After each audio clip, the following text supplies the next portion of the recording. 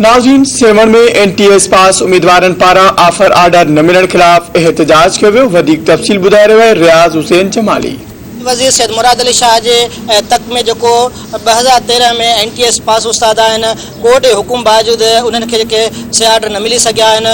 उन्हनि वक़्तनि बवक़्तनि मुख़्तलिफ़ जॻहियुनि ते सॼे सिंध में एहतजाज मुज़ाहिरा कया, पर अॼु सेवण प्रेस क्लब जे अॻियां उन्हनि हथनि में ऐं वात ते कारियूं पटियूं ॿधी अनोखो एहतजाज कयो आहे। असां सां उहे उम्मीदवार हींअर नौजवान मौजूदु आहिनि। अचो त खेनि ॻाल्हि ॿोल कयूं त पाण छा था चवनि। असांखे इहो ई चयो वियो त बाबा तव्हांजे लाइ का बि पॉलिसी चेंज, ऐं हींअर जेको आया आहिनि IB वारा पॉलिसी चेंज आहे, वारा बि खणनि था, 40 वारा बि खणनि था। 40 असमें त हिननि खे हार्ड एरिया यादि न हुई, हींअर उहा हार्ड एरिया बि अची वई हाली।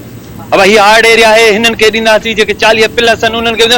हाणे इवन एतिरे क़दुरु 30 वारनि खे बि चवनि था, असां उन्हनि खे ॾिसी उन्हनि खे बि ॾींदासीं। असांजो इहो ई मुतालबो आहे त असांखे तक़रीबन 6 महीने कोर्ट सगोरी असांजे ऑर्डर त बाबा तव्हां 2 महीननि जे अंदरि रिपोर्ट असांखे ॾियो।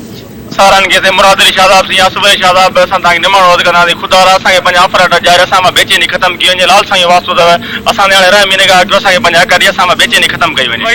हिकु सिंध 8 पॉलिसियूं IBR लाइ रोज़ रोज़ नयूं पॉलिसियूं चेंज पियूं थियनि, पर जॾहिं असांजा जाइज़ मुतालबा आहिनि, असां जेकी बि हुन रिक्वायरमेंट रखियूं असां उहे सभु अचीव कयूं। उन जे बावजूदि बि हिन महिल ताईं असां दलील लॻा पिया आहियूं, दर बदर लॻा पिया आहियूं। जॾहिं त हीउ हल्को बि साईं मुराद शाह जो उन जा असां वॉन्टर आहियूं, उन जे बावजूदि हिन महिल ताईं असांजो को बि तदारक न थियो।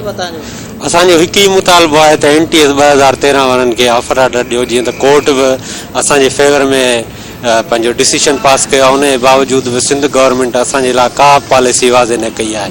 हींअर बि 18+ वारा उहो टीचर आहे ऐं 90+ वारा जेके NTS में मार्कूं खणी वेठा आहिनि, फ्लाइंग मार्क्स खणी वेठा आहिनि, उन्हनि खे स्वीपर जो ऑर्डर बि न। इहा सरासर नाइंसाफ़ी आहे। असां पंहिंजे CM सिंध साईं मुराद अली शाह खे इहो पुरज़ोर मुतालबो था कयूं, अपील था कयूं त साईं खुदारा असां तव्हांजे तक जा आहियूं, तव्हांजा बचा आहियूं। तव्हां असांजे बारे में का नज़रसानी कयो, असांजे बारे में का पॉलिसी वाज़े कयो। कैमरामैन राजू शेख सां गॾु रियाज़ हुसैन जमाली, धरती TV 7।